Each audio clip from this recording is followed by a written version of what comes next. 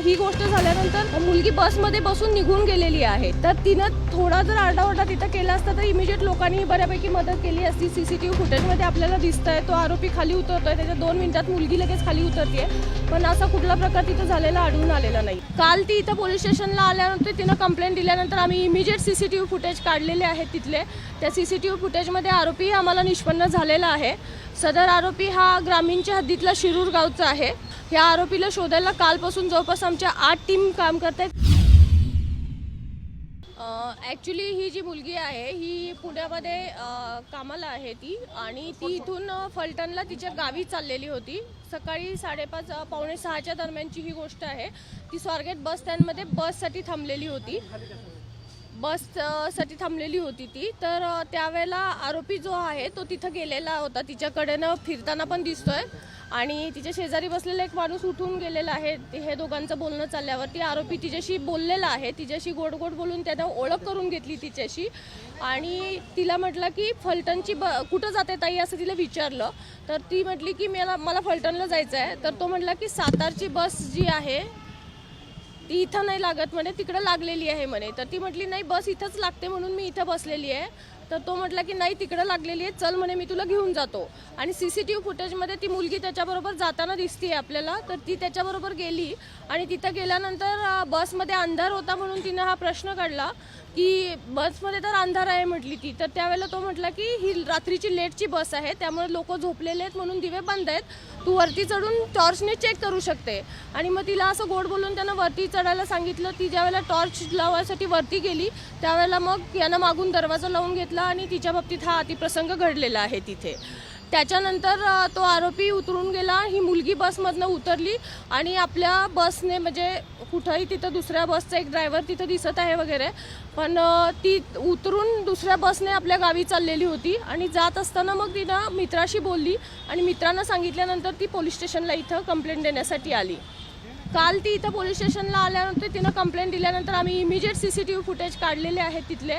त्या सीसीटीव्ही फुटेजमध्ये आरोपी आम्हाला निष्पन्न झालेला आहे.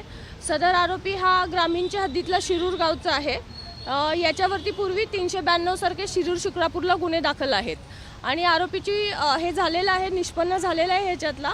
ह्या आरोपीला शोधायला कालपासून जवळपास आमच्या 8 टीम काम करत आहेत. क्राईमच्या टीम आहेत, झोनच्या टीम आहेत, आणि जवळपासच्या भागामध्ये सगळीकडे त्याचा शोध घेतला जातो आहे. डॉग स्क्वॉड पण रात्री नेलेला होता. तिथल्या शेतांमध्ये वगैरे कुठं लपून बसला असेल तर त्या दृष्टीने आमचा सर्च सगळा कालपासूनच चालू आहे. या संदर्भात बस ज्यांची होती, बस ज्या सांगोला डेपोची त्याचे चालक वाहक कुठे होते, बस लॉक केलेली नव्हती का? आगार प्रमुखांशी तुमचं काही बोलणं झालंय का? ज्यांच्या प्रॉपर्टीत ही घटना घडली आहे त्या लोकांना एसटीच्या कुणालाच काही माहिती नाही असं काही घडलंय त्यांच्याकडे? नाही, असं माहीत नसायचा प्रश्न नाही आहे तिथं, परंतु आमच्याकडे कंप्लेंट आल्यानंतर आम्ही त्याच्यावरती कारवाई चालू केलेली आहे. तिथं रात्री सुरक्षा रक्षक नसतात का? पॉईंट आहे आपला पोलिसांचा. त्या सीसीटीव्हीचा आउटपुट आपल्या स्वारगेट पोलीस ठाण्यामध्ये बरोबर मध्ये बस पार्क केलेली होती स्वारगेट एसटी स्टँडच्या. अशा बसमध्ये रेप होतो, बलात्कार होतो एका 26 वर्षाच्या मुलीवरती, आणि त्या आजूबाजूला कुणालाच कळत नाही. तुम्हाला वाटत नाही का की सिस्टीममधले काही लॅप्सेस ज्याचे हे परिणाम आहेत? नेमका दोष कोणाचा आहे, चूक कोणाची आहे? एस टी आगारात बस लावून ती लॉक न करणाऱ्या चालक वाहकाची, ती बस लॉक होऊ शकत नाही म्हणून एस टी प्रशासनाची, की तिथं सीसीटीव्ही जे आहेत त्याचं मॉनिटरिंग नीट झालं नाही म्हणून पोलिसांची? नाही, पोलिसांचं ॲक्च्युली पेट्रोलिंग चालू असतं, पण प्रत्येक बसला जाऊन पोलीस चेक करू शकत नाही बसमध्ये काय होतं आहे. आणि ही बस आतमध्ये होती, त्यामुळे सेक्युरिटीचा प्रश्न तिथल्याही येतो. डेपोमध्ये सेक्युरिटीचं काय आहे त्याच्याबद्दल. दुसरी गोष्ट असं आहे की ही गोष्ट झाल्यानंतर मुलगी बसमध्ये बसून निघून गेलेली आहे. तर तिनं थोडा जर आरडाओरडा तिथं केला असता तर इमिजिएट लोकांनी बऱ्यापैकी मदत केली असती. सीसीटीव्ही फुटेजमध्ये आपल्याला दिसतंय तो आरोपी खाली उतरतोय, त्याच्या 2 मिनिटात मुलगी लगेच खाली उतरते. पण असा कुठला प्रकार तिथं झालेला आढळून आलेला नाही आहे. मुलीची तब्येत कशी आहे? मुलीची तब्येत एकदम व्यवस्थित आहे. ती काल व्यवस्थित बोलत होती, आम्ही स्वतः तिच्याशी बोललेले आहे, आणि तिचं मेडिकल पण चालू आहे. सीसीटीव्ही मध्ये कोणत्या दिशेने गेल्याचं दिसतोय? तपास नक्की कोणत्या दिशेने, म्हणजे मुलगी तर फलटणला गेलेली आहे, मात्र आरोपी स्वारगेटमधून बाहेर पडल्यानंतर कोणत्या दिशेने गेला?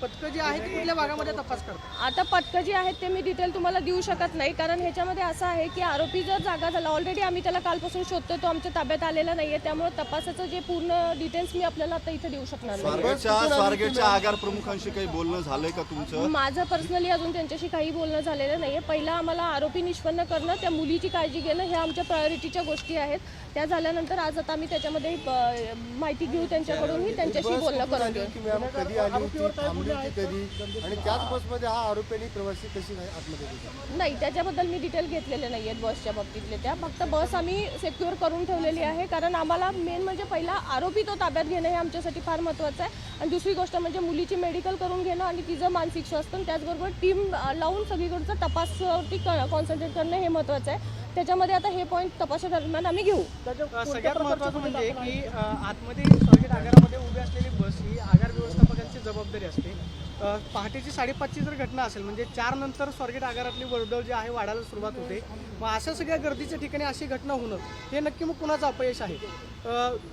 माईकवरून अनाऊन्सिंग केलं जातं की फलाट क्रमांकाला कुठली बस लागलेली आहे, काय आहे, मग ही नक्की घटना संगनमतानं घडली की मग नक्की काय? सीसीटीव्ही फुटेज आता प्रश्न त्याच्यावरती मी जास्त बोलणार नाही, पण सीसीटीव्ही फुटेजमध्ये लोक भरपूर दिसत आहेत. तिथं स्टँडमध्येही लोक आहेत. ती मुलगी बसमधनं त्या उतरली त्यावेळेला शेजारच्या बसमधले ड्रायव्हरही चढताना दिसत आहेत. लोकांचा वावर हा तिथे दिसतो. इव्हन तो माणूस, तो आरोपी तिच्याशी बोलत होता, ते दोघं बोलत होते त्या टाइमला तिथे एक व्यक्ती बसलेली होती आणि मुलगी त्याच्याबरोबर गेलेली. तिथेही आजूबाजूला लोक दिसत आहेत. ओव्हरऑल सगळीकडे तिथं लोकांचा वावर होता हे दिसत आहे सीसीटीव्ही फुटेज. घटना घडल्यानंतर आरोपी जेव्हा बाहेर आला तेव्हा मुलगी आल्यावर तिथं शांततेत बाहेर पडली, कुणाला काहीच सांगितलेलं नाही.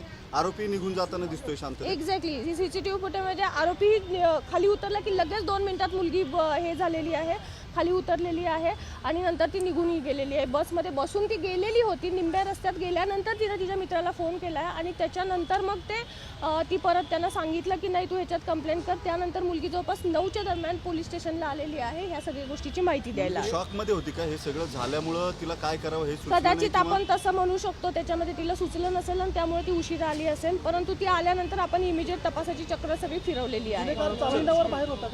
गुन्हेगार बऱ्याच गुन्ह्यांमध्ये आहे. त्याच्यामध्ये 392 सारखे गुन्हे आहेत. त्याच्यावरती शिक्रापूर, शिरूर ह्या भागामधले त्याच्यावरती गुन्हे आहेत. एसटी विभागातल्या अधिकाऱ्यांची आपण चौकशी करणार आहोत. नाही, याच्यावरती सिक्युरिटीच्या दृष्टीने त्या चौकशाही आम्ही करूच नक्कीच.